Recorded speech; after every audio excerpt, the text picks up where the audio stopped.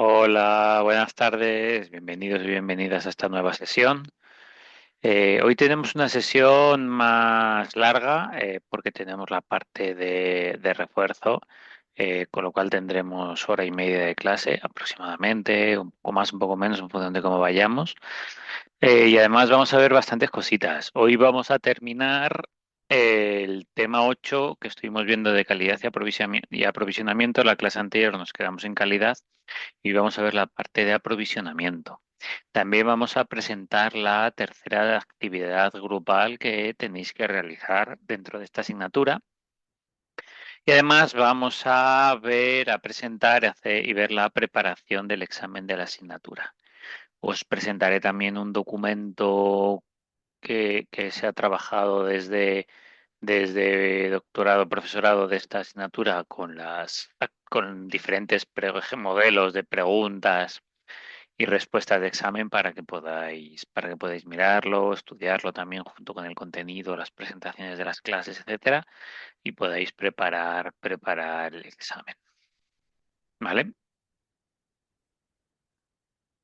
Entonces, sin más, vamos a dar paso a lo primero que vamos a hacer, que es acabar el tema 8 de calidad y aprovisionamiento con la parte de aprovisionamiento. Voy a proyectar, si me permitís un momento.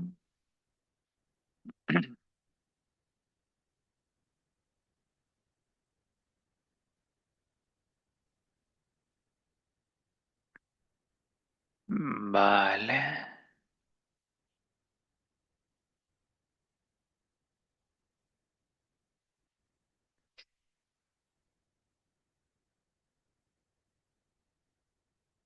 Vale, ya estamos presentando. Voy a volver a poner el chat por si alguien que acceda quiere comentar lo que sea. Y nos vamos con la parte de aprovisionamiento, que esta parte ya la estuvimos viendo un poco el otro día. A ver si soy capaz de poner el chat. Darme un segundo, por favor. Aquí ahora. Vale.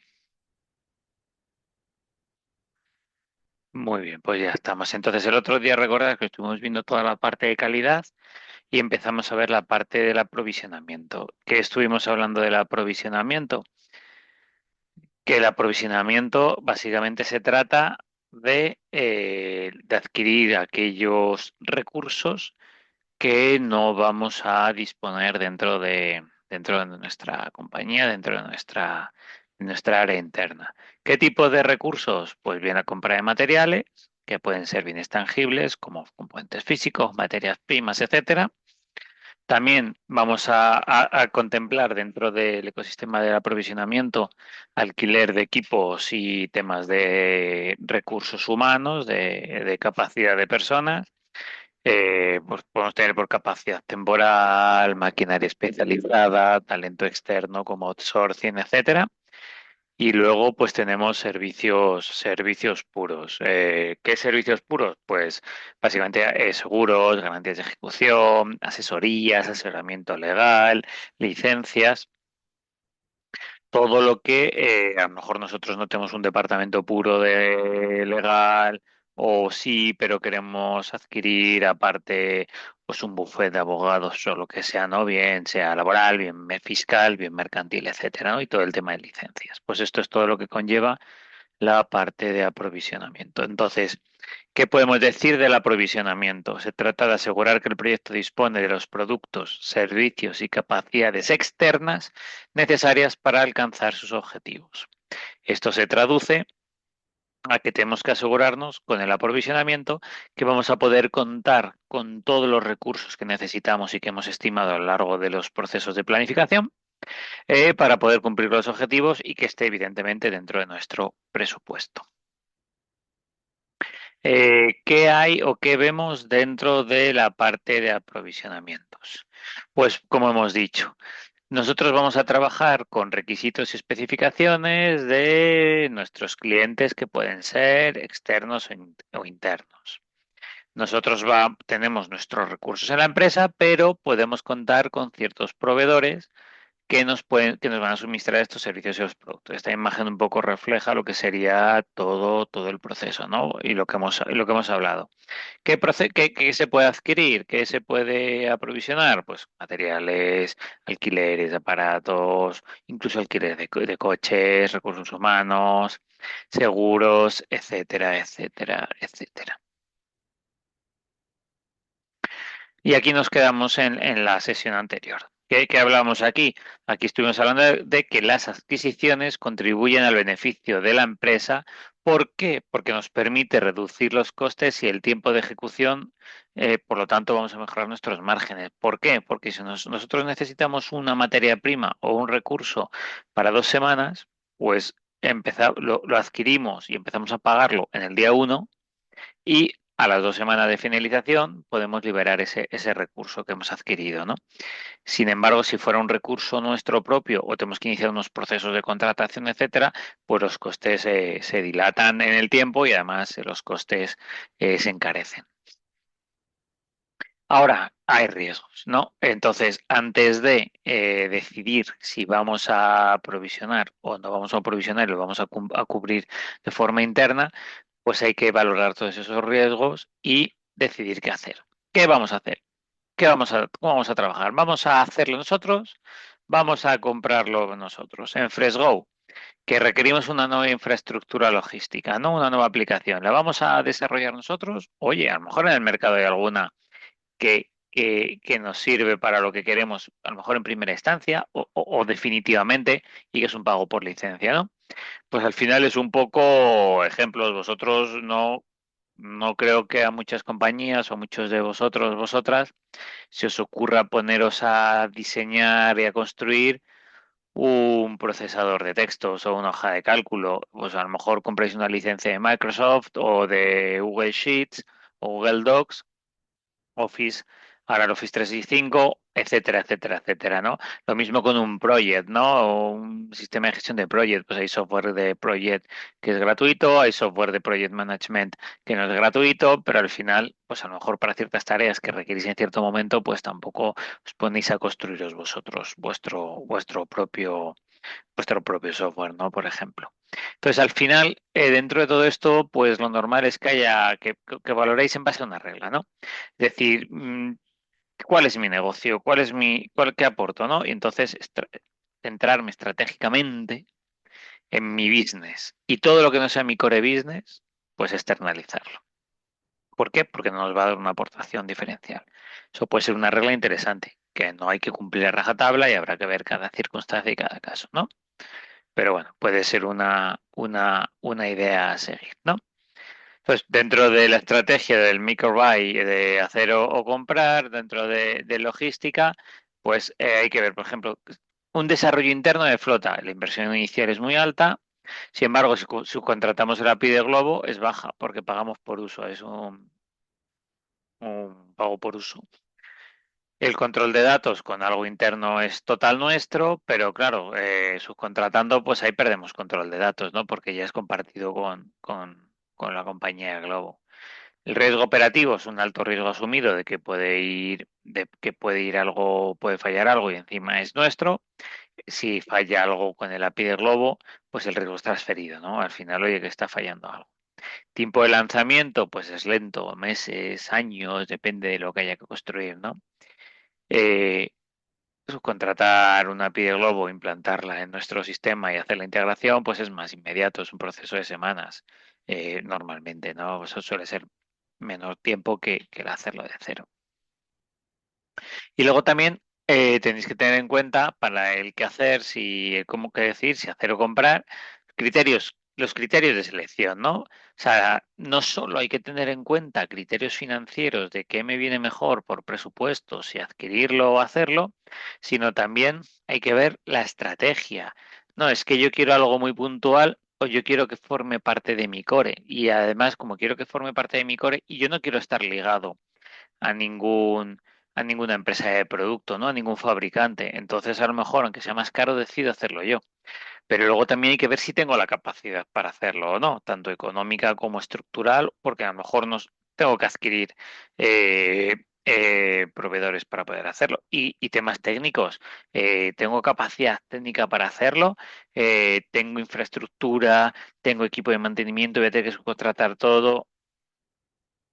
No, al final no solo hay que ver lo financiero, sino hay que ver todo. Y de hecho, uno de los mayores errores comunes de un project manager, de un perfil como el vuestro, es adjudicar un contrato solamente por criterios financieros.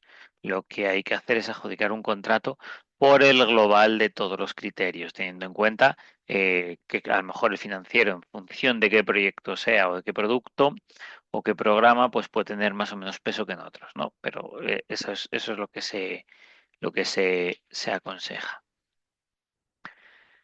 Entonces, cuando tenemos presión y tenemos que hacer algo de forma urgente, ¿vale? Y queremos hacer un filtrado acelerado sin sacrificar rigor, pues tenemos también que tener ciertos criterios. Hay que hacer algo urgente, necesitamos, pues hay que valorar no solo también la parte financiera que hemos hablado antes, para ver qué proveedor, sino qué capacidad inmediata tiene a la hora de seleccionar un proveedor, si decidimos comprar, qué experiencia demostrable tiene, si cumple con criterios de conformidad de la ISO de la 9001 o cumple con los criterios que nosotros manejamos, temas de privacidad, si tiene capacidad financiera ese proveedor para poder asumir los costes que le va a conllevar el trabajar en mi proyecto, en mi producto, mientras yo no le vaya financiando, ¿no? Es decir, capacidad financiera. Entonces, no solo tenemos que pensar con los criterios anteriores qué hacer, ¿no? Sino también hay que pensar y hay que ver en qué criterios vamos a tener para decir con quién vamos a contratar si es que vamos a contratar algo, ¿no? A subcontratar algo. Al final, por ejemplo en Fresgo, perdón, Fresgo decide comprar o subcontratar la API logística externa o WS, Stripe, etcétera. Justificación financiera, evita el hundimiento de la empresa, la pérdida de ronda de inversión. Se integra una API, toma una semana, desarrollarlo son 4 meses, tenemos 3 semanas. Pues, por ejemplo, a lo mejor, pues para un caso concreto, aquí deciden hacer una API logística externa. Pues ya está, ¿vale? En función, es un ejemplo. Al final, ¿qué ocurre? ¿No? Pues como bien explicamos aquí, que debido a la importancia de todo este proceso, debido a la importancia de las compras, de las adquisiciones para los resultados, tenemos que tenerlo todo lo más controlado posible. ¿Cuál es la mejor solución para tener todo lo más controlado posible? Pues tener un departamento específico. Las grandes compañías tienen un departamento de compras que se dedican exclusivamente a gestionar los proveedores, buscar las necesidades, seleccionar esos proveedores, ver qué criterios y trabajar codo con codo con las áreas que necesitan de estos proveedores para ver cuál es la mejor forma, ¿no? Entonces, tener todo centralizado en alguien experto, en alguien de compras que sabe a lo que se atiene, sabe las necesidades que hay y sabe cómo está el mercado para obtener lo mejor para nuestro proyecto, pues es muy importante. ¿Qué estrategias de aprovisionamiento podemos manejar? Perdona. Podemos trabajar en dos tipos de estrategias de aprovisionamiento diferentes, en función de cómo estemos trabajando, que queramos. Si es un proyecto muy, muy estratégico que va a ser el core, o es un portfolio de proyectos, es un programa de proyectos, pues a lo mejor tenemos que ir hacia una estrategia orientada hacia la empresa, ¿no? Es decir, ¿qué relación tienen estas adquisiciones con la estrategia mi empresarial, mi estrategia corporativa, con acuerdos marco? No es que yo a lo mejor quiero hacer una adquisición o quiero llegar a un acuerdo marco con un proveedor para empezar con este proyecto, pero que luego me provea al resto de proyectos que tengo, ¿no? Algo más estratégico.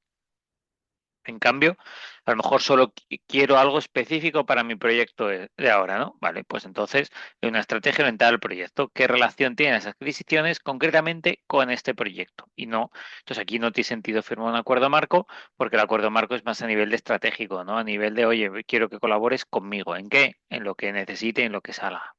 No, oye, quiero que colabores conmigo en crear esta plataforma de FreshGo, en hacer la aplicación de Pickers, por ejemplo.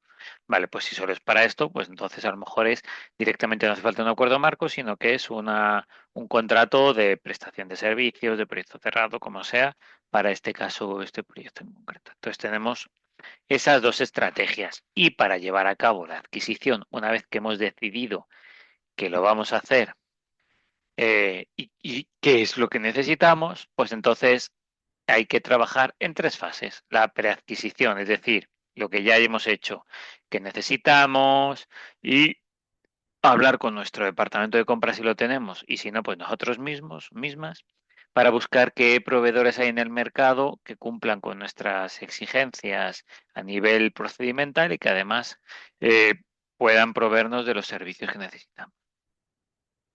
Una vez que trabajamos la preadquisición, pues vamos a hacer la adquisición. Oye, ya vamos a negociar qué términos hay, vamos a hacer pues una ronda de consultas, una RFI, una RFP, vamos a invitar a dos, tres proveedores a que nos hagan una propuesta, a ver cómo nos propondrían ellos su colaboración, su ayuda, y a partir de ahí, pues vemos, decidimos, adjudicamos y firmamos el contrato. Y luego lo que es la post-adquisición, que básicamente es administrar la ejecución, controlar desvíos y lo que es el cierre final del contrato de adquisición. Cuando ya ha terminado las tareas para lo que lo necesitábamos, pues hay que hacer evidentemente una liberación y un cierre. ¿Sí? Se entiende hasta aquí, ¿no? Entonces, si vamos uno a uno con las distintas fases, tenemos la preadquisición. Se conoce o es básicamente la fase de planificación. Vamos a planificar qué necesitamos, si lo vamos a hacer nosotros o vamos a comprarlo, adquirirlo, y una vez que vamos a adquirirlo, pues vamos a ver qué se necesita y quién nos puede proveer esto para ver cómo a quién invitamos o a quién se lo proponemos, ¿no? Entonces, realmente tiene un impacto decisivo en la consecución en términos de coste, riesgos, alcance, calidad, recursos humanos, porque es la base en la que nos vamos a trabajar, con la que vamos a trabajar, en la que nos vamos a fiar, por decirlo de alguna forma, para luego adquirir al mejor proveedor.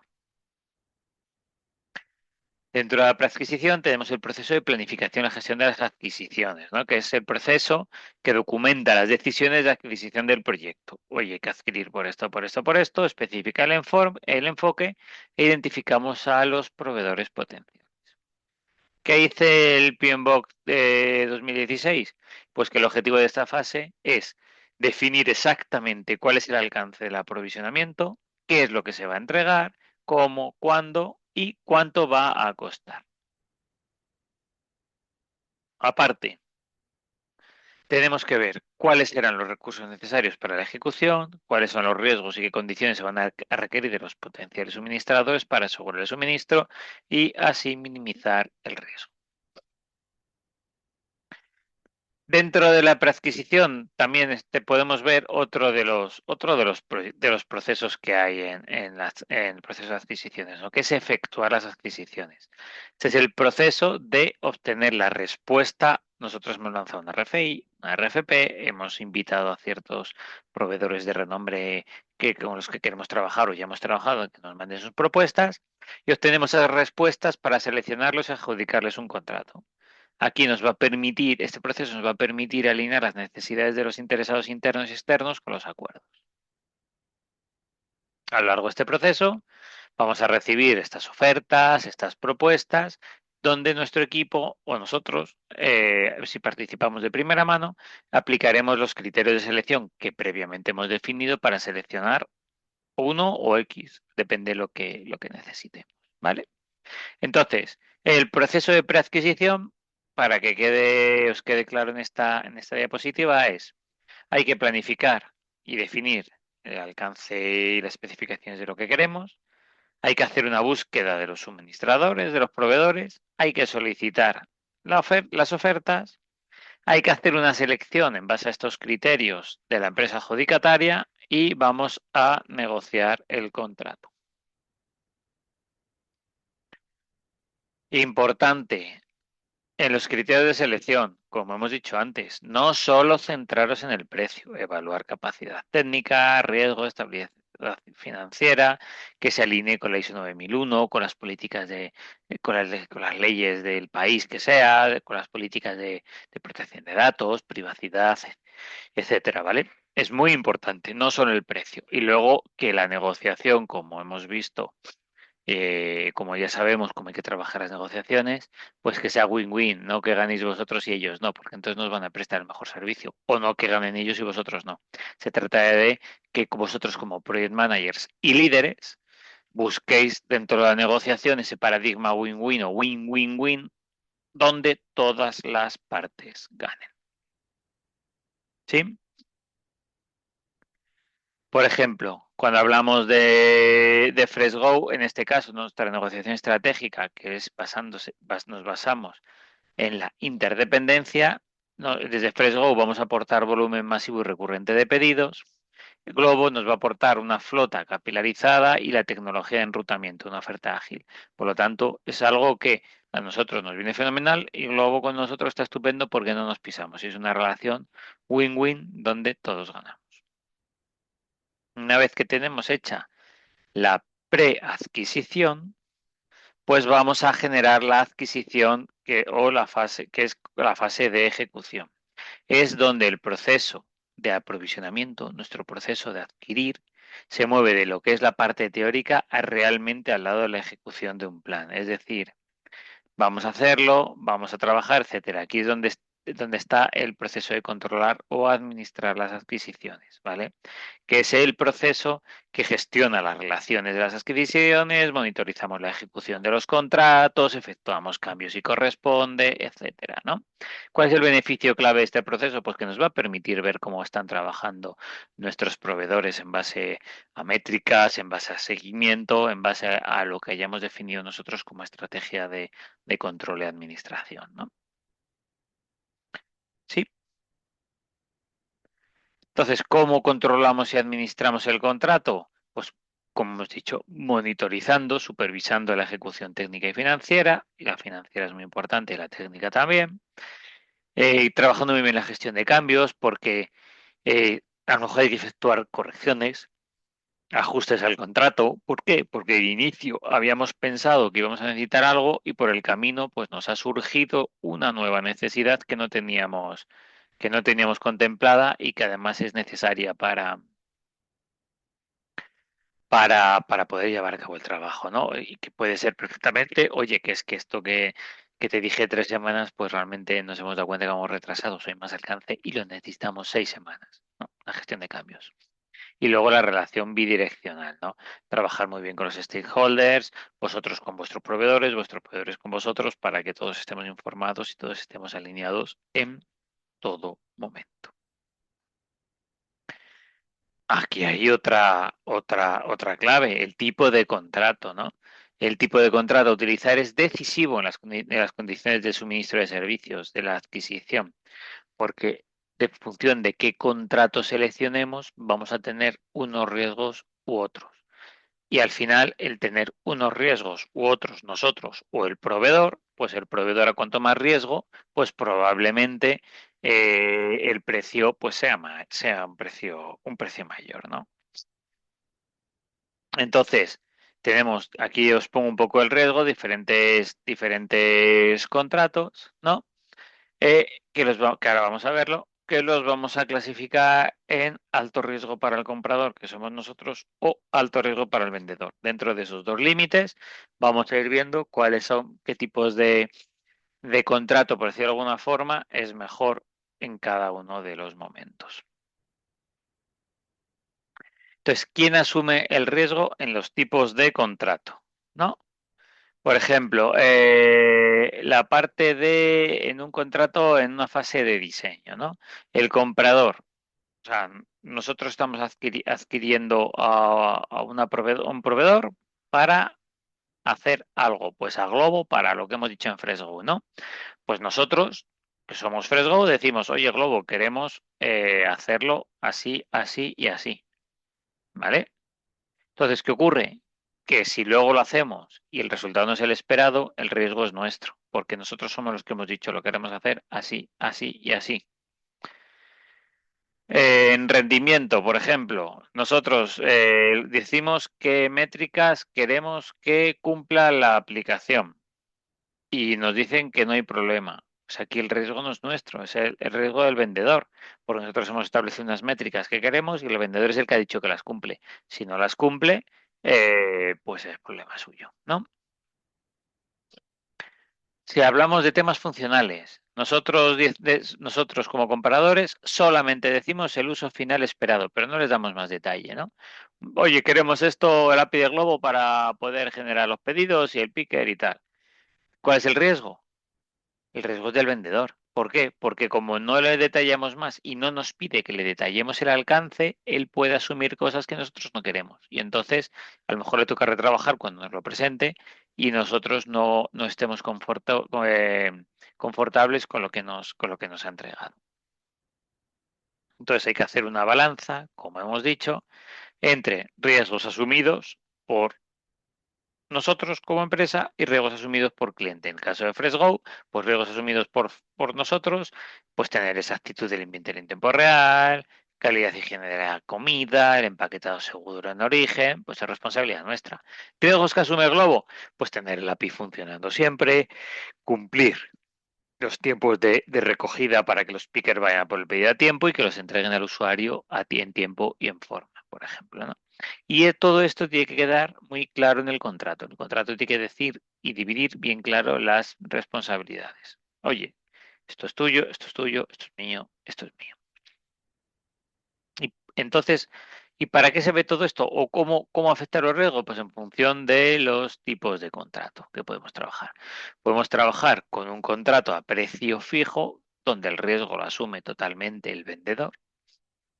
¿Por qué? Porque yo le digo, quiero que me hagas este API y él me dice, son 15.000 euros.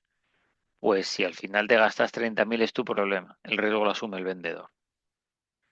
Luego tenemos una opción de costes reembolsables, ¿no? Claro, entonces ¿cuándo viene bien el precio fijo? Para poder hacer un precio fijo que muchas veces se piden en adquisiciones, pues si tenemos un alcance claro, nunca deis una venta de un precio fijo si no tenéis el alcance claro, cerrado y con acotaciones, porque entonces os puede ir por cualquier lado. Eso es fundamental.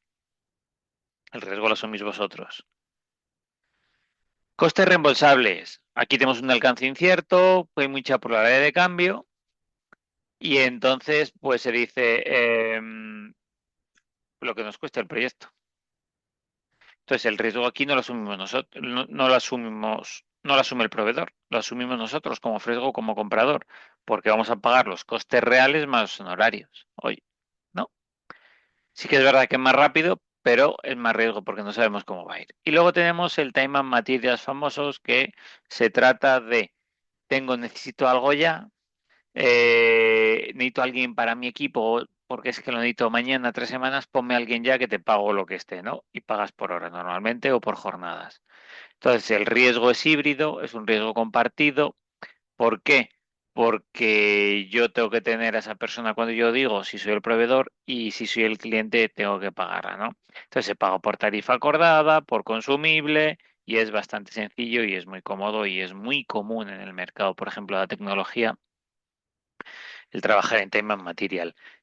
No solo porque sea más cómodo para cliente y para proveedor, sino porque además muchos clientes lo que quieren ahora mismo es tener gente, sus equipos se han quedado pequeños, requieren más personal, pero no quieren un proyecto cerrado donde, oye, quiero que me hagas esto, no, yo quiero que me ayudes con alguien de tu compañía, pero lo integro en mi equipo. Yo le digo las tareas y yo lo gestiono como una persona más, como si fuera mía, pero en este caso subcontratada, ¿no? ¿Para qué? Para que trabaje conmigo en mi proyecto, en mi producto, en lo que yo necesite.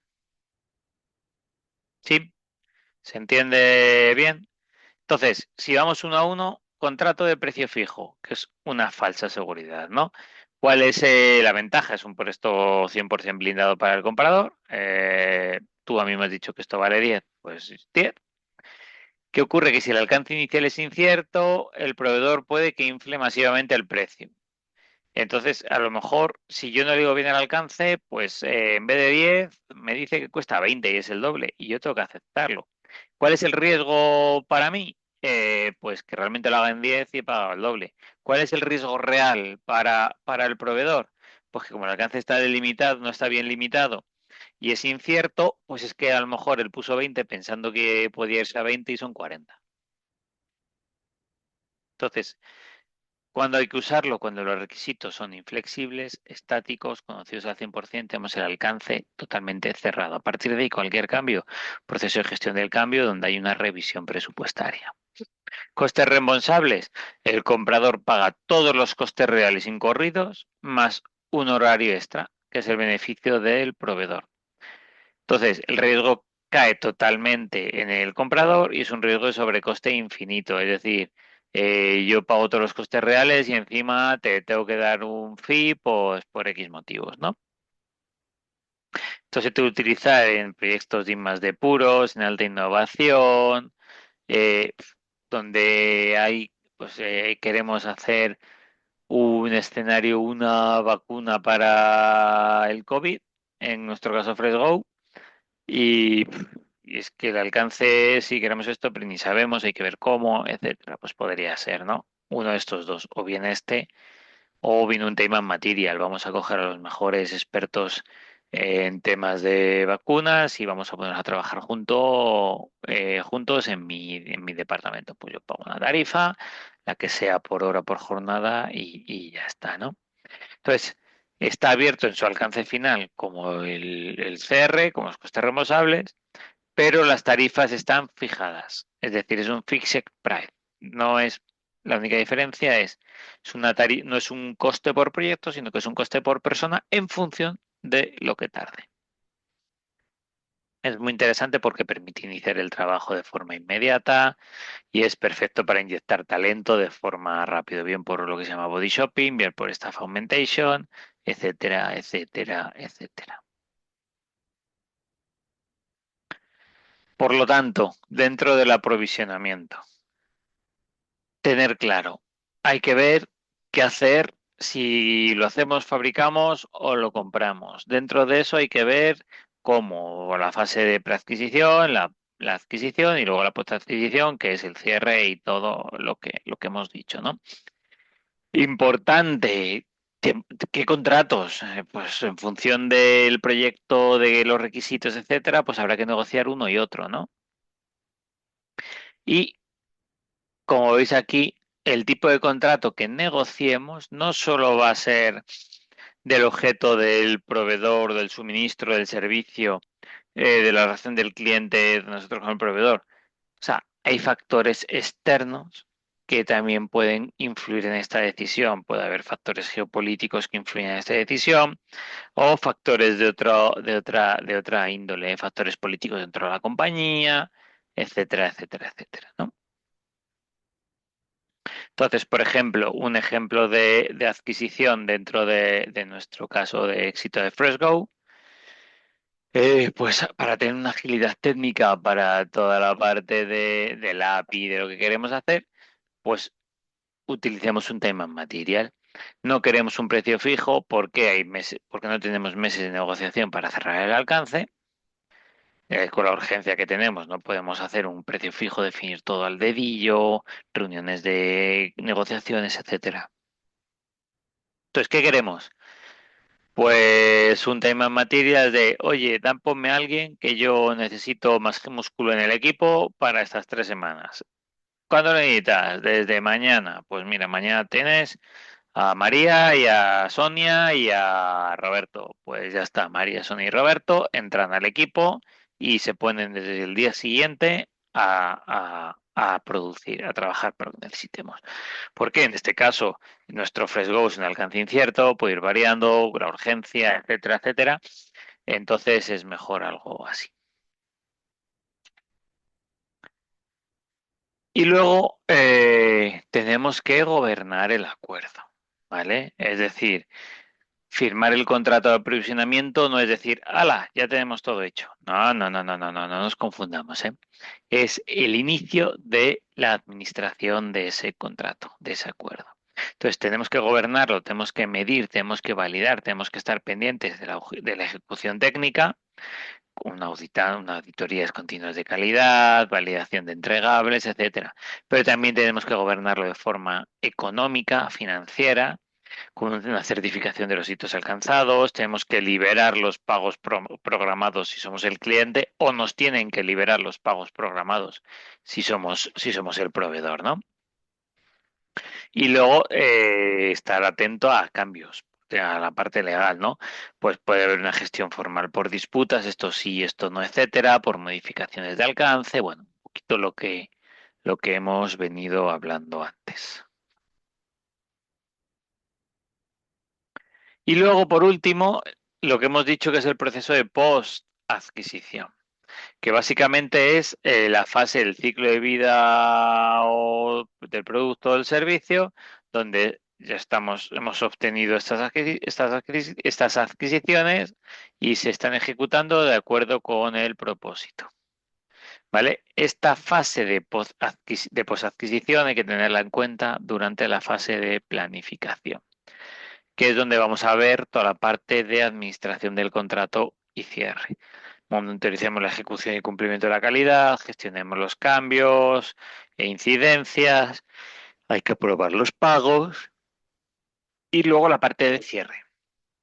Aceptación formal de los entregables, cierre de reclamaciones, liquidación financiera final, archivo de documentación, lecciones aprendidas, etcétera, ¿no? Al final aquí estamos acabando toda la parte del proyecto. Entonces, dentro del cierre del contrato y el ciclo de vida, que es muy, muy importante, ¿vale? Tenemos que tener claro que tenemos que hacer una transición final del producto o servicio hacia el cierre del contrato de la parte administrativa, pero luego también una verificación de, oye, cerramos el contrato administrativamente, pero también a nivel de ejecución, es decir, se ha cumplido con todos los hitos, hemos verificado que todos los hitos tienen la calidad que buscábamos y que está el trabajo hecho, ¿no? Y una vez que tenemos hecho eso, que además puede ser algo que podamos ir viendo, porque a lo mejor es cierre de contrato en cada fase, etcétera, también trabajar la parte de lecciones aprendidas, ¿no? Eso es fundamental en todos los cierres. Cierre de proyecto, cierre de contratos, de compras, de adquisiciones, porque nos va a permitir, oye, pues mira, este proveedor ha hecho esto, para la siguiente fenomenal, este al final nos ha fallado en esto, y esto, tener en cuenta para decisiones futuras. Por ejemplo, se me ocurre, ¿no? Sí, hasta aquí sí. Vale. Y con esto, pues acabamos el tema 8 de calidad y aprovisionamiento. Ya sabéis que, como siempre, yo os dejo tres dinámicas de diferentes contenidos del tema para que a que los que le apetezca pues podáis trabajar, podáis jugar con vuestra gente, podáis practicar y al final aprender y adquirir experiencia y conocimiento. ¿Qué vimos en la problemática que queríamos solucionar con este tema? Pues vimos que la solución al problema de Fresgo, de cómo garantizamos la adecuación al uso sin inspección, por qué comprar y subcontratar esta API o por qué contrato protege mejor, la solución es tener una calidad preventiva y contratos ágiles. Es decir, necesitamos algo de buena calidad y ya, pues la solución es desplazar el enfoque de la detección de errores a la prevención del diseño y seleccionar el modelo de aprovisionamiento que asuma la incertidumbre. ¿Cómo garantizamos la adecuación al uso sin inspección final? Pues aplicando calidad preventiva, lo que hemos dicho, vamos a prevenir, mejor prevenir que curar, ¿no? Involucrando a los usuarios, en este caso a los ancianos, en nuestro caso, en las fases de diseño. ¿Por qué debemos de comprar o subcontratar el API de logística ahora en vez de hacerlo? Pues por capacidad y tiempo. Nosotros no tenemos el know-how inmediato de cómo hacerlo, no tenemos el know-how de cómo hacer todas las integraciones de las APIs masivas en 3 semanas. Entonces, subcontratar a expertos que ya han hecho este trabajo en tan poco tiempo, pues nos va a servir para salvar el match ball, perdón. Y luego ya, pues veremos qué hacemos. Si ya lo hacemos nosotros bien o no, cuando tengamos tiempo, pues ya lo decidiremos. ¿Qué contrato nos protege como Fresgo mejor? Pues evidentemente, como hemos visto antes, un contrato de time and materials, de tiempo y materiales, ¿no? Podría ser también uno de coste más honorarios fijo, pero bueno, quizás el time and material es más cómodo. ¿Y por qué? Pues porque el alcance no está definido. No podemos hacer un fixed price, un proyecto de precio cerrado, porque es que el alcance cambia en momento. Estamos fijaros, en un momento de situación de crisis en Fresgo, pandemia, las tiendas cerradas, o que la gente no va, necesitamos cambiar todo de forma rápida. No estamos como para poder decir, no, ¿cuánto me cobras por hacer esto? No, no. Vamos a meter gente desde ya y vamos a empezar a hacerlo. Sí. Muy bien, pues hasta aquí el tema 8. ¿Qué vamos a hacer ahora? Pues ahora vamos a presentar la actividad número 3 que tenéis que trabajar. Permitirme que voy a cambiar la presentación en lo que le doy un traguito de agua.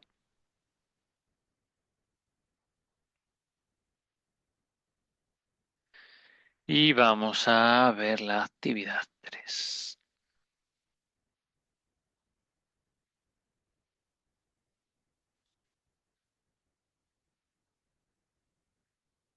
Vale.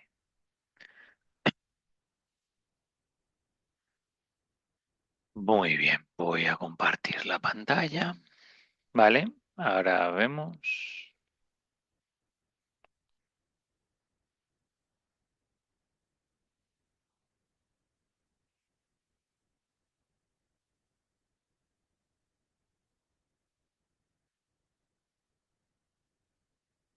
Vale, ya estoy compartiendo la pantalla. Muy bien, pues tenemos la actividad 3, gestión de riesgos y análisis de criterio de éxito para la toma de decisiones. Ya sabéis que es una actividad grupal, al igual que las que ya llevamos hechas hasta la fecha.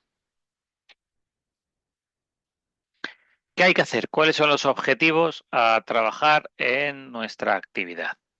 Vamos a trabajar sobre conceptos de la gestión del riesgo, escenarios, probabilidad, impacto, valor monetario esperado y todo sobre un caso práctico.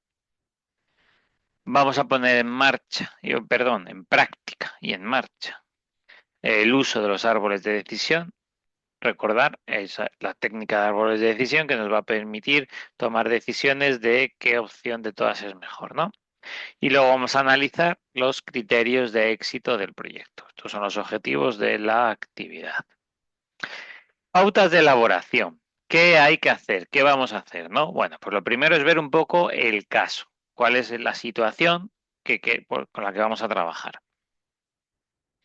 Vamos a imaginarnos que en nuestro barrio hay una pizzería muy rica y que el dueño sabe que, a pesar de la calidad de su producto, porque él considera que sus pizzas son buenas y están muy bien hechas y de calidad, pero cree que no está obteniendo todo el beneficio que podría obtener.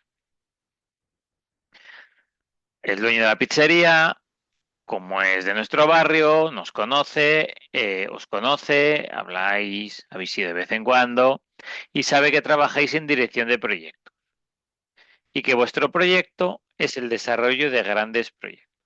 Bien, pero dice, oye, a lo mejor me podéis ayudar, le podéis ayudar dándole un consejo de cómo es mejor gestionar su negocio, etcétera. Es decir, cómo calcular cuál es el mejor número de pizzas que tengo que hornear en función de la demanda, con el histórico de demandas, qué oferta tengo que hacer, porque sé que quizás no quiero quedarme corto, pero tampoco quiero que me sobren mucha masa, muchas pizzas descongeladas y las tengo congeladas o ya prehechas, ¿no? Precocinadas, etcétera, ¿no?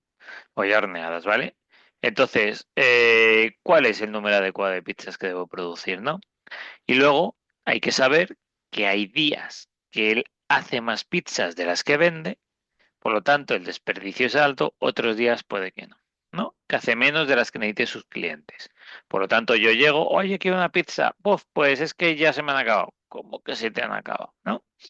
Entonces, un poco, ese es el escenario en el que jugamos y lo que nos pide es que la ayudemos, ¿vale?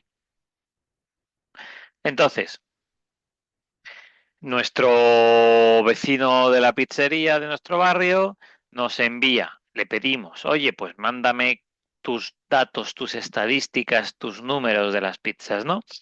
Y nos manda los datos que tiene de días y semanas anteriores, lo analizamos y ahí vemos la gran variedad o variabilidad del consumo de los diferentes días de la semana. Y además vemos que el sábado es cuando más pizzas se consumen. Entonces, vamos a analizar todo, nuestro vecino, nuestro amigo, conocido, el dueño de la pizzería de nuestro barrio, nos dice que por favor le ayudemos a estabilizar el modelo de producción en el día de mayor demanda. Y entonces hemos visto que como los sábados es cuando más demanda hay, pues oye, vamos a centrarnos en la producción del sábado que viene. Vamos a ver, vamos a coger todo históricamente, toda la información anterior y vemos cuánto hay. Vamos a ver cuánto debemos de producir el sábado que viene para maximizar el beneficio. Y entonces, pues tenemos los siguientes datos. Tenemos cuatro alternativas, ¿no? Tenemos la alternativa de preparar 150 pizzas, la alternativa de preparar o de hornear 160, 170 y 180 pizzas.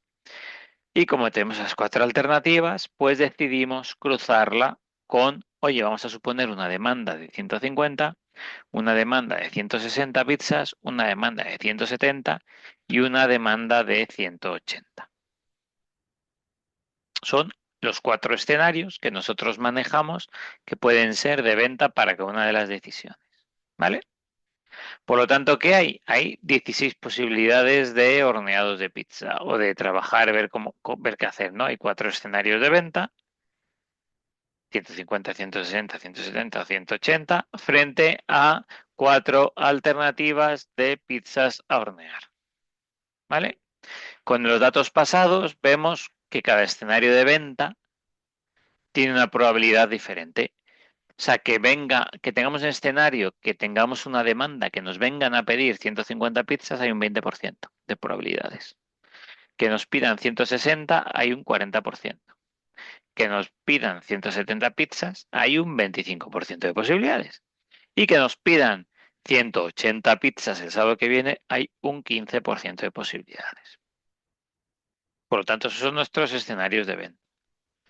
Y luego tenemos las unidades productivas. Oye, pues con estos escenarios de venta, ¿qué hacemos? Pues o preparamos 150, 160, 170 o 180 y ya está, ¿no? Y tenemos el beneficio esperado para cada uno de los escenarios de venta. Si por datos, si la demanda es de 150 y preparamos 150 pizzas, nuestro beneficio es de 300. Y si es 160, 290. Si preparamos 170 para una demanda de 150, son 280. Y así con todo, ¿no? Entonces vamos viendo qué beneficio nos da el preparar cada una de las escenarios de venta con cada una de las unidades productivas. ¿Vale? Entonces, ¿qué necesitamos saber? ¿Cuál es la cantidad óptima de pizzas a hornear en base de la información disponible para el sábado que viene? Y luego ver cuál es el impacto, que es otra dimensión, ¿no? Es la otra dimensión del riesgo junto con la probabilidad, el beneficio. Es decir, tenemos que saber en qué oportunidades el impacto es positivo, cuál es el mayor beneficio que tenemos.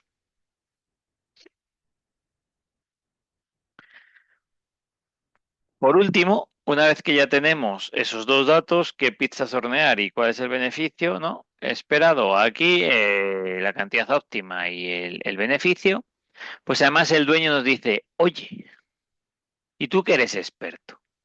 Me gustaría hacer Me gustaría para mi pizzería, pues dejar todo que sea tan manual y hacer un proyecto de digitalización, una plataforma donde la gente pueda pedir sus pizzas, pueda ver lo que hay, pueda decidir qué pizza quiere, cómo mezclarlas, bueno, ¿no? O sea, lo que quiere es una pantalla, incluye una pantalla con una aplicación para que el cliente pueda hacer el pedido, etcétera, etcétera, etcétera, y pueda efectuar el pago.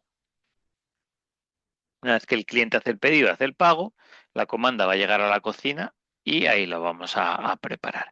Y luego, como yo sé cuántos gramos en base a las recetas de cada producto gasto con cada una de las pizzas, pues requiere un inventario para que me avise, oye, que se te está acabando la mozzarella, oye, el jamón, oye, la cebolla, ¿no? Un poco. Y nos dice, oye, tú como experto Project Manager, vosotros como expertos y expertas Project Managers, ¿qué requisitos mínimos tiene que cumplir el proyecto que yo quiero hacer para poder considerar algún proyecto exitoso? ¿Y qué ventajas puedo sacar yo de hacer el proyecto y qué inconvenientes? ¿Vale? Con esta información, lo que nos dice es que qué requisitos debería tener su proyecto para alcanzar el éxito y qué ventajas e inconvenientes vemos nosotros por nuestra experiencia a que él se ponga a abordar este proyecto. Entonces, con todo este histórico, ¿vale? ¿Qué tenemos que hacer en esta actividad?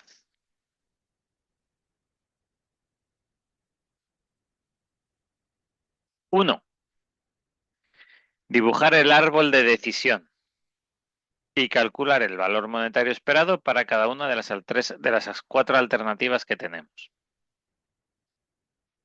2. Seleccionar aquella alternativa de un valor monetario esperado mayor que optimice la producción, reduzca el riesgo de desperdicio y asegure el beneficio. Es decir, cuál es la mejor solución de todas por valor monetario esperado. Y luego, por tercero, responder a la pregunta de qué requisitos mínimos ha de cumplir un proyecto para que pueda ser considerado de éxito. Ventajas e inconvenientes. Para las dos primeras preguntas, para la primera hay que dibujar los árboles de decisión de las cuatro alternativas.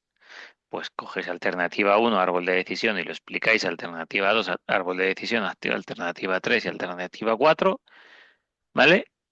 Y dibujáis los árboles de decisión de cada una de las alternativas junto con el cálculo del valor monetario esperado. La segunda, rellenar la tabla con el cálculo del valor monetario esperado que tenemos hecho al pintar los árboles de decisión, pues rellenar la tabla. Hornear 150 nos da este valor, hornear 160 tal, hornear 170 este otro y ordenar 180 este último. ¿Vale? Y ahí y responder en la segunda tabla cuál es la alternativa, que va a ser la de mayor valor monetario esperado. ¿Cómo tiene que ir? Ahí tenéis la rúbrica, ¿no? Los cinco primeros puntos, o sea, primeros apartados. Cada, cada valor monetario esperado calculado es 1,5% de la nota. La decisión de qué alternativa es un 30% de la nota. Es una decisión que tiene que ir justificada, fundamentada, ¿vale? Como cualquier project manager tiene que hacer. Y luego el último punto es contestar de manera razonada a la pregunta de los criterios de éxito, ventajas e inconvenientes. La extensión máxima, y esto ya sabéis que hay que cumplirlo, es de 5 páginas en un Word, con tipo de letra Calibri, tamaño 12, interlineado de 1,5. ¿Vale? Entonces, hasta aquí la explicación de la actividad. Voy a poner la luz. ¿Vale? Ya sabéis que el plazo es el que viene en el campus, una actividad grupal. Y nada, yo como siempre os las revisaré y os daré mi feedback, ¿vale? Procurar hacerlo legible, ordenado, organizado, como estáis haciendo hasta ahora, ¿vale? Que eso también tiene que influir no solo en rellenar la tabla, sino en cómo se va explicando todo. Pues fenomenal. Pues esto es otra cosa de las que teníamos que ver. ¿Qué más vamos a ver? Quiero hacer una pequeña introducción del siguiente tema, que ya es el último tema de contenidos, ¿vale? A ver, que lo voy a abrir y lo voy a presentar y luego veremos la presentación de del examen. Vale, entonces de momento os quiero introducir en estos 10-15 minutos el siguiente tema. Vamos a darle a presentar, que es el tema de ejecución, control y cierre de proyecto. Después de este tema, que veremos entre un poquito de hoy y la clase que viene, o parte de la clase que viene, luego nos queda un último tema donde vamos a hacer un caso práctico, vamos a hacer un caso práctico, vamos a hacer un repaso a toda la asignatura, un poco siguiendo el hilo conductor y viendo ya pues toda la parte de crear un plan de proyecto. Vale,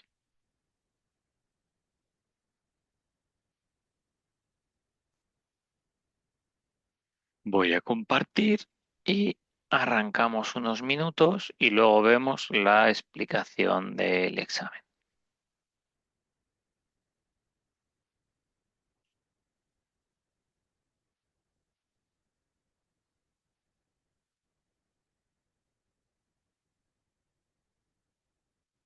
Vale.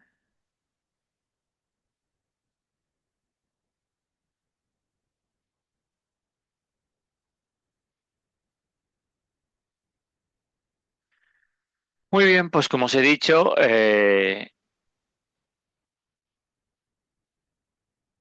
lo que vamos a ver es ejecución, control y cierre de proyecto. Como siempre, pues trabajamos con el caso de Fresgo, que ya lo conocemos de sobra.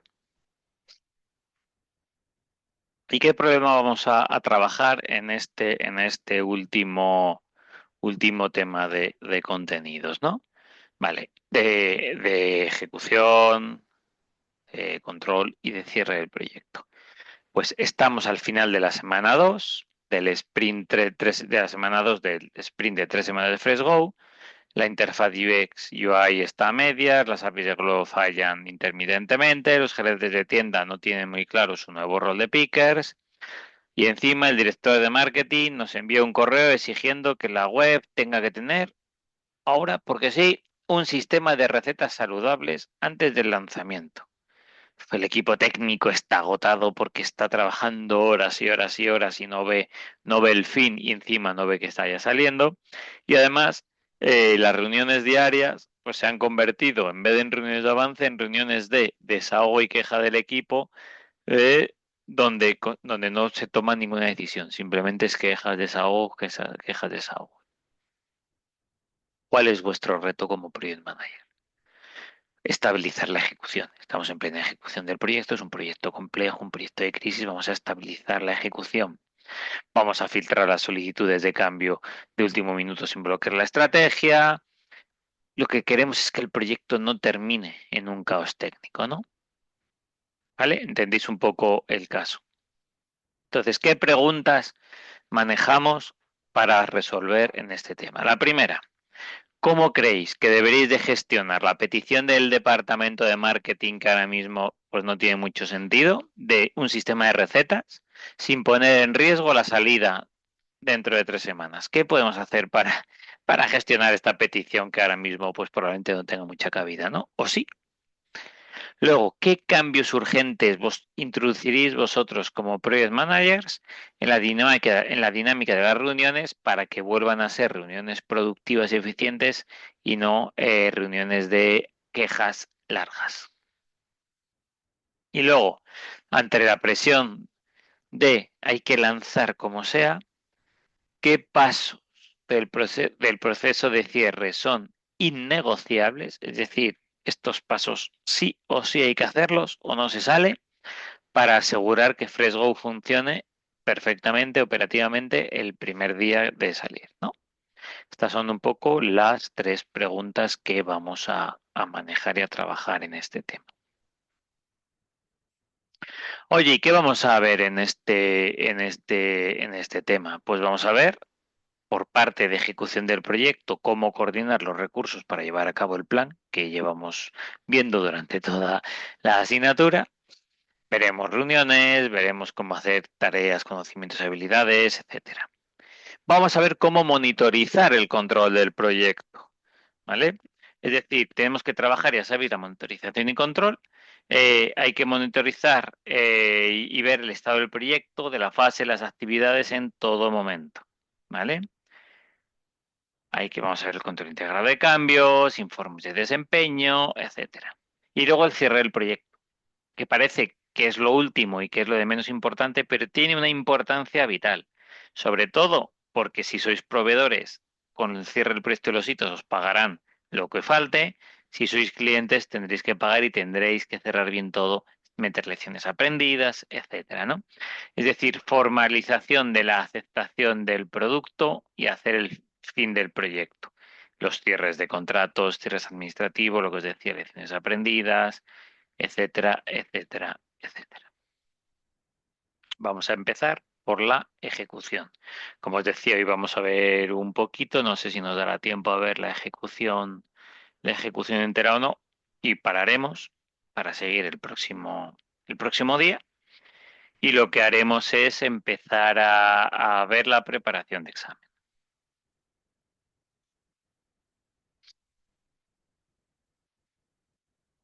Antes de empezar a ver la ejecución, el control, el cierre del proyecto, quiero recordaros lo que es la integración dentro de la gestión de proyectos, son los procesos, los proyectos, el alcance que vosotros como Project Manager tenéis que trabajar para integrar todos los aspectos de un proyecto, los stakeholders, la planificación, los costes, el alcance, el presupuesto, los riesgos, el control, etcétera, etcétera, etcétera, ¿no?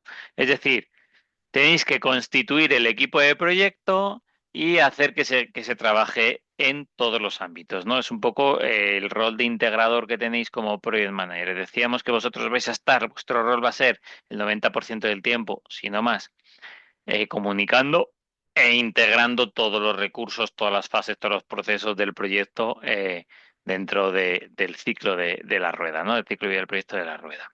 Entonces, desde el punto de vista del ciclo de vida de gestión de proyectos, ¿qué es la integración o de qué va? Pues se trata de utilizar los medios necesarios para reconocer, definir, organizar, coordinar las actividades y los procesos necesarios para asegurar los objetivos. Es decir, coger todos los procesos que hemos visto hasta ahora, incluso los que vamos a ver hoy, y con ellos hacer el puzzle de nuestro proyecto.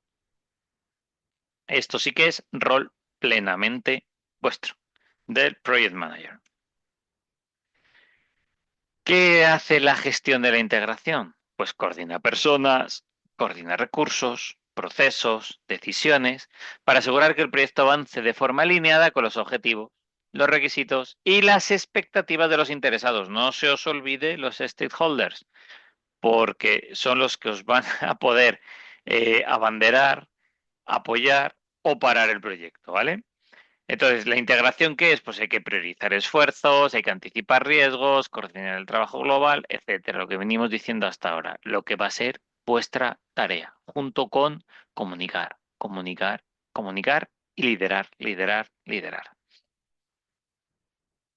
Entonces, si nosotros vemos los grupos de procesos que hemos visto hasta ahora, ¿no? Dentro del el PMBOK 6, inicio, planificación, ejecución y cierre, pues todos los procesos digamos que están relacionados, ¿no?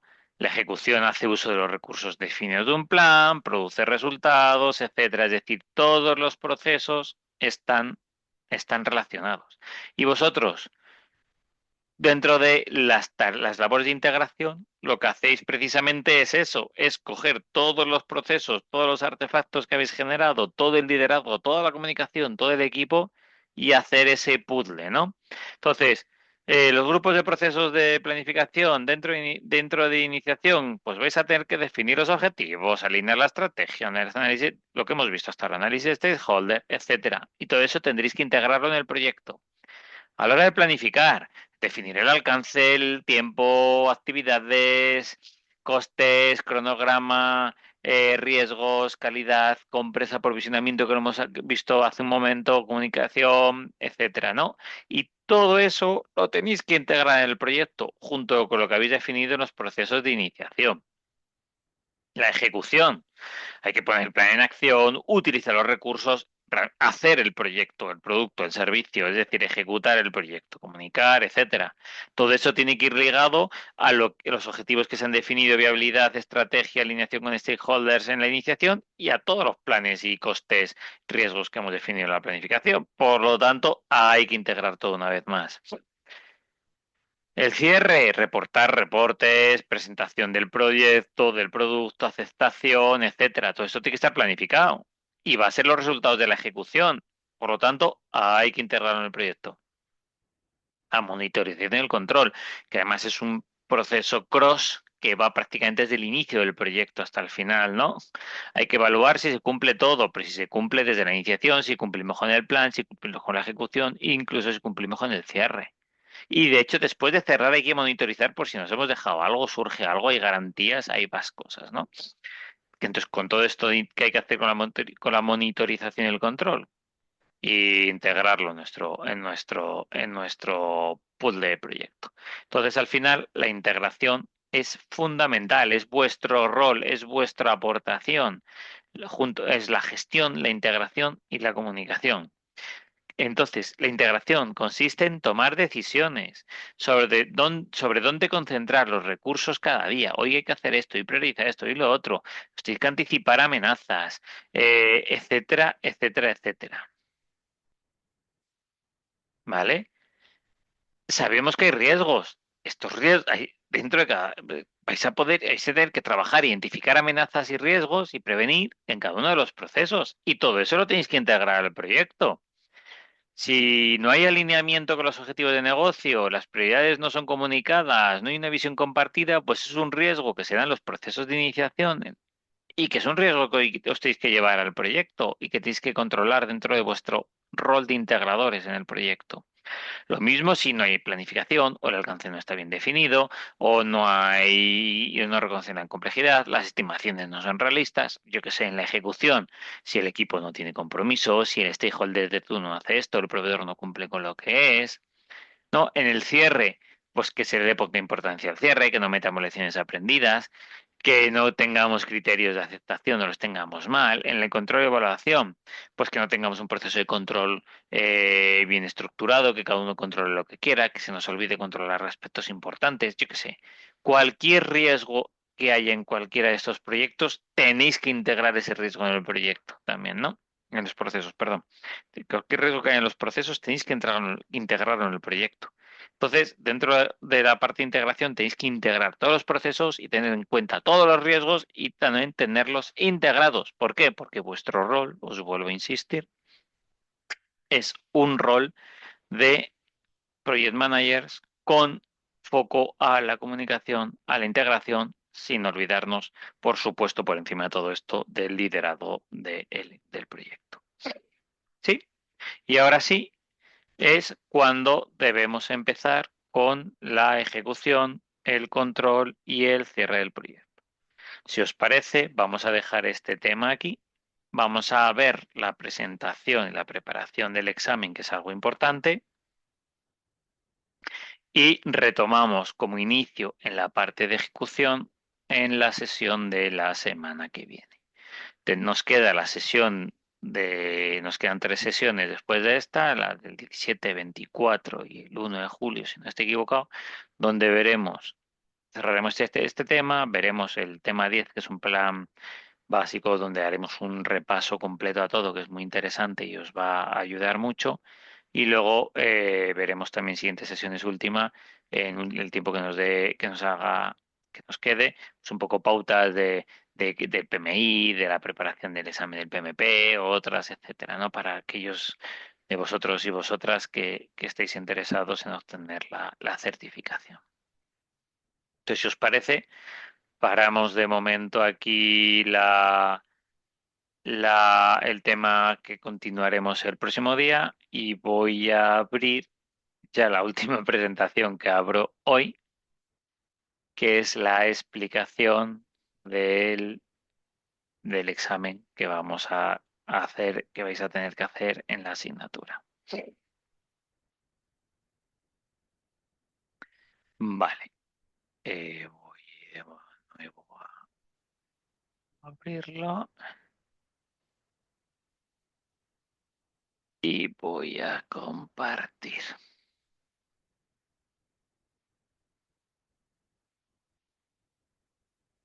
Mm,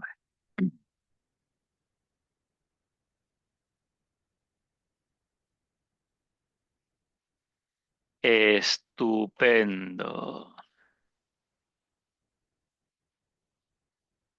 Vale, bueno, pues vamos a ver un poco, os voy a contar la presentación del examen y luego os mostraré también este documento que os hablaba al inicio de la sesión y que además dejaré colgado en el foro para que podáis practicar, estudiar, etcétera, junto con el contenido de los temas y lo que hemos ido viendo en las sesiones de clase.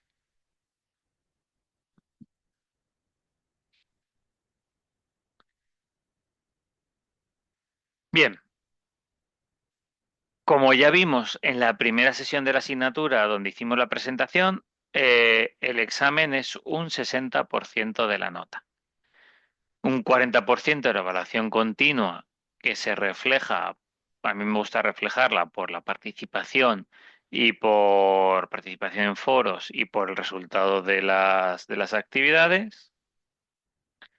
Y luego el 60% en que va a ser el examen. ¿Vale? Esto es en convocatoria ordinaria. En convocatoria extraordinaria, la nota que sea de la evaluación continua será la que hayamos trabajado durante la asignatura y luego será en extraordinaria pues el 60% de la nota. Importante, solo suman las actividades aprobadas, ¿vale? Aquellas actividades que no tengan una nota mayor o igual a 5 sumarán 0 puntos por normativa, ¿vale? Esto recordar lo que lo vimos en la primera sesión. Luego, en la extraordinaria, igual, solo suman las actividades aprobadas en ordinaria, no hay entrega extraordinaria de actividades, ¿vale? La evaluación continua ya sabéis que no es obligatoria. Podéis entregar las actividades o no podéis entregarlas. Simplemente que aquellos y aquellos de vosotras que no entreguen la actividad tendréis un 0 en esa actividad y los que tengáis menos de un 5 pues tendréis también un 0 en la evaluación, ¿vale? Entonces los que entreguéis todas las actividades y tengáis más de un 5 vais por un 100% de la nota. Los que no entreguéis ninguna actividad pues vais por un 60% de la nota, que sería lo que sea el examen, la ponderación, ¿vale? ¿Cómo es el examen? El examen serán 50 preguntas de tipo test, donde una con 4 opciones y solo una de las opciones es la correcta. Cada respuesta correcta puntúa 0,2 puntos, por lo tanto, para alcanzar un 10 hay que contestar a las 50. Bien. Importante, aquí no hay penalización, cada respuesta incorrecta resta 0 puntos. La puntuación máxima son 10 puntos. ¿Sí? Instrucciones generales para que tendréis el día del examen. Muy importante, que parece que es broma, pero realmente pasa. Leer atentamente todas las preguntas. O antes de empezar, o según lo vayáis haciendo, pero leer todas las preguntas. ¿Por qué? porque, porque muchas veces las personas van muy rápido y no leen bien las preguntas y entonces, o a lo mejor una acentuación, el contexto te hace que sea una respuesta u otra, ¿vale? Organizar vuestro tiempo en función de la duración de la prueba. Organizaros, muy bien. Evidentemente tenéis que tener disponible vuestro documento para identificaros, en el caso de que se os solicite, rellenar los datos personales, etcétera, etcétera, etcétera. Contestar respetando en todo momento el espacio máximo indicado para cada pregunta. Y si tenéis que escribir algo, aseguraros que la presentación que hacéis sea suficientemente clara y legible, es decir, que se entienda lo que ponéis. Vuestro examen, que son 50 preguntas tipo test, pues tendréis una plantilla para indicar las respuestas. Lo que os he dicho antes, el examen es el 60% de la calificación final. evidentemente es necesario aprobar el examen para tener en cuenta la evaluación continua. Es decir, tenéis que tener al menos un 5 en el examen para que los puntos de las actividades os cuenten. En ningún caso, si no llegáis a un 5 en el examen, la actividad no tendréis que ir a extraordinaria con el valor de las actividades de la continua, pero no se sumarán, ¿vale?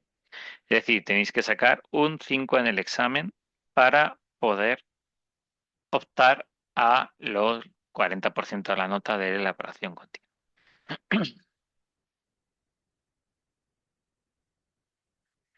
Las preguntas se contestarán en castellano. Hay que indicar las respuestas en la plantilla, según las características que tengamos en este examen. Una vez que hayáis hecho el examen, perdonad, antes de entregarlo, revisarlo, ¿vale? Para ver que es correcto, etcétera. Eso es conveniente. No separéis las hojas del mismo. Si aplica, puede que no aplique. Durante el examen y en la corrección por parte del docente se aplicará el reglamento de evaluación académica de UNIR. Ahí es donde están todos los reglamentos que tenéis a vuestra disposición para consultar o podéis consultarlo a vuestro mentor o mentora. No está permitido el uso de material bibliográfico ni similar y sí que se permite el uso de una calculadora no programable por si hay algún ejercicio pues, de estimación de valor planificado, de SPI, etcétera, etcétera, etcétera, que requiera de uso de calculadora para obtener el resultado. Yo tengo aquí una serie de ejemplos de preguntas. Por ejemplo,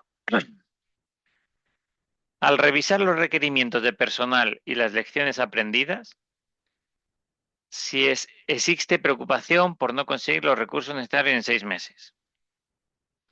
¿Qué medida preventiva sería la más útil? ¿Vale? Vemos que estamos revisando requerimientos de personal, estamos revisando lecciones aprendidas y, y tenemos una preocupación muy importante por qué ha pasado otras veces y lo que necesitamos de no lograr conseguir los recursos. ¿Qué podemos hacer, no? Y damos 4 opciones. Asegurarse de que los gerentes funcionales tengan una copia del histograma de recursos, mostrar los datos al patrocinador y explicarle la preocupación de la directora de proyectos, determinar las métricas que se usarán como alerta temprana de que los recursos no estarán disponibles o pedir la opinión a los gerentes funcionales.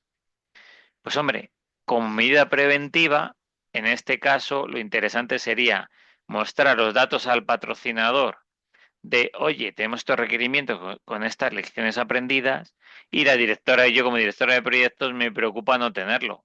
¿Qué solución damos? Al final el patrocinador aquí, stakeholder, nos puede desbloquear, ¿no? Puede ser interesante. Las otras 3 opciones, pues no tienen sentido o tienen menos sentido. Otra pregunta. Por ejemplo, cuando se entrega un producto que cumple legalmente el contrato, pero se nota un defecto técnico que el cliente por desconocimiento jamás va a saber, aunque sí que incumple nuestros propios estándares, ¿qué debemos hacer? Es decir, hemos finalizado un producto. El producto cumple legalmente con el contrato. El producto hace lo que el contrato. Pero nosotros, que tenemos unos estándares internos de calidad que son muy buenos, detectamos un defecto que el cliente nunca lo va a saber o porque no está dentro del alcance del contrato, pero es un defecto que sabemos que está. ¿Qué deberíamos hacer? Uno, mandar el cliente al entregable y obtener la aceptación formal y ya está, porque como no se va a enterar. Dos, emitir el entregable y anotar el problema de las lecciones aprendidas para que en otros proyectos que sean similares, oye, fijar lo que pasa aquí, corregirlo en siguientes proyectos. Tres, discutir el incidente con el cliente. Cuatro, informar al cliente que el entregable se atrasará. Pues en este caso, la opción correcta evidentemente es la C. Es decir, no podemos emitir, no podemos entregar algo que sabemos que tiene un fallo, aunque no sea un fallo que el cliente jamás va a notar. Eso va en nuestra marca profesional, nuestra marca personal, en nuestra forma de trabajar. Eso dice mucho de nosotros. Evidentemente, anotar el problema en las lecciones aprendidas está muy bien y lo podemos anotar para que no pasen otros, pero no es lo que hay que hacer ahora. Lo que hay que hacer ahora, tampoco informar al cliente que se va a atrasar, porque el cliente dice, pero si funciona todo, ¿por qué se va a atrasar? No. ¿Qué hay que hacer? Discutir. Oye, señor cliente, señora cliente, aunque no te va a afectar, nuestro último test interno ha descubierto esta vulnerabilidad o este problema que no te va a afectar, pero que ahí está. ¿Qué hacemos? Lo entregas y tiras, lo corregimos y retrasamos, entregamos y vas trabajando y hacemos el fix. ¿Qué quieres que hagamos? Pero al final se trata de transparentarlo. ¿Por qué? Porque el cliente ahí va a decir, "Jue, qué persona más honesta, qué bien, muchas gracias", y puedo confiar puedo confiar en ellos. Y no solo os vais a sentir gratificación y vais a ser honestos y vais a ser unas personas éticas, sino que además vais a generar más confianza si cabe con el cliente. Por lo tanto, siempre es positivo. Otro ejemplo, otra pregunta. Ejemplo 3. La capacidad de impacto, bien a favor, bien en contra, que tiene un interesado sobre el destino del proyecto, define su nivel de... ¿Qué define la capacidad de impacto, ya sea a favor o en contra de un interesado? Su nivel de involucramiento, de involucración, nivel de interés, nivel de compromiso o nivel de influencia. ¿Qué creéis que puede tener la capacidad de impacto? En este caso es el nivel de influencia. Es decir, nivel de involucramiento, sí, pero eso lo puede dar más la capacidad de influir o no. ¿Qué queremos hacer? Pues su capacidad de impacto es en cómo nos va a influir en el proyecto positivo o negativo. Luego veremos si lo involucramos, ya veremos si puede tener más o menos interés, ya veremos si tiene compromiso que entonces no hay que informarle, sino involucrarle, lo que sea, ¿no? Pero al final, la capacidad de impactar en el proyecto es su nivel de influencia. Es la influencia que este interesado puede tener en el proyecto. Otro ejemplo de pregunta. Os he puesto 5 y ahora vemos un poco el documento que os voy a subir a los foros, ¿vale? Ejemplo 4 de pregunta. Cuando el cliente exige acortar el cronograma y se plantea usar la técnica de crashing, evaluando sus sobrecostes, ¿qué otro factor vital debe sopesarse antes de comprimir las tareas? ¿Vale? Ya tenemos los sobrecostes. ¿Qué más tenemos que tener en cuenta antes de ver si ejecutamos el crashing o no? Si comprimimos tareas o no. Tenemos que medir el impacto de los riesgos de intensificar cada actividad. Tenemos que medir o tenemos que sopesar la opinión del cliente sobre qué actividades comprimir. Tenemos que sopesar la opinión del patrocinador, del stakeholder sobre qué actividades comprimir y en qué orden. O tenemos que sopesar la fase del ciclo de vida en la que está la actividad y en función de eso ver qué hacer, ¿no? Evidentemente, lo que tenemos que ver, aparte del dinero, es el riesgo. Es decir, asumiendo que económicamente puede haber más o menos, o ni siquiera haber riesgos, ¿hay más riesgos? ¿Tenemos riesgos de que otra tarea importante se quede colgada? ¿Tenemos riesgos de que por hacerlo, por meter toda la parte de intensificar, toda la parte de crashing, la calidad baje? ¿Tenemos riesgos de, no sé, mil cosas, ¿no? Entonces, hay que impactar antes de efectuar técnicas de compresión de cronograma, como hemos dicho siempre. Recordar, tenéis que no solo ver, evidentemente, la parte económica, sino ver los riesgos de aplicarlas, porque puede que, como se suele decir, que sea peor el remedio que la enfermedad. ¿Sí? Por última, en esta, mirar, he puesto directamente la respuesta. Ejemplo 5. Al establecer junto con el equipo la reserva de contingencia económica para afrontar posibles riesgos en el desarrollo de una aplicación de gestión de turnos. ¿Cómo debe administrarse dicho fondo? Este fondo de reserva de contingencia tiene que estar oculto para prevenir que la dirección de la compañía no nos diga, oye, pues esta reserva no la apliquéis. Hay que añadir reserva a cada actividad para proveer al cliente una ruta más corta, es decir, metemos más reserva y hacemos una intensificación del cronograma, ¿no? Lo reducimos. ¿Esta reserva tiene que ser gestionada por la dirección para cubrir estos sobrecostes? ¿O esta reserva tiene que ser añadida a los costes del proyecto para poder afrontar los riesgos? Evidentemente que aquí está marcada. La reserva de contingencias añade como parte del presupuesto a los costes del proyecto para poder afrontar estos riesgos, que no se os olvide. ¿Sí? Entonces, hasta aquí un poco la explicación de cómo era el examen. Como ya sabéis, cualquier duda, cualquier pregunta, bien me podéis consultar a través de los foros, bien podéis consultar a Dirección Académica, bien podéis consultar sobre todo, en este caso de exámenes, a vuestro mentor o mentora que os sacarán de dudas, ¿vale? Por último, lo que quiero es que veamos y ver el documento. Estos ejemplos de preguntas que os he puesto en la presentación, si vais al foro, tenéis muchas, ¿vale? Me queda por colgar, que no hemos acabado los del último bloque, pero tenéis muchas preguntas.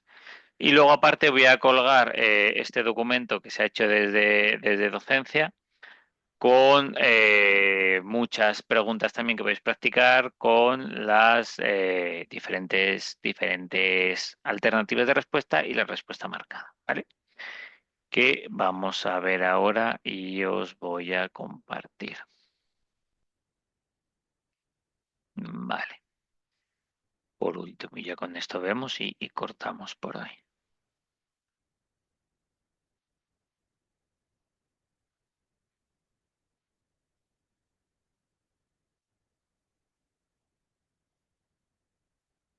Vale.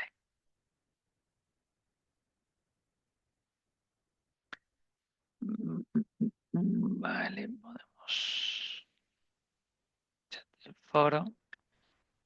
Vale, pues lo que os decía, os voy a subir este documento al foro de preparación de examen que crearemos, que tiene pues infinidad, tiene más de 100 páginas con muchos ejemplos de preguntas y respuestas para que tengáis, aparte de los contenidos de la asignatura, los vídeos de las clases, los recursos de las presentaciones, pues que tengáis una serie de baterías de preguntas, que viene cada pregunta, viene con sus opciones y la respuesta correcta y una pequeña solución y explicación del por qué es esta respuesta, ¿vale?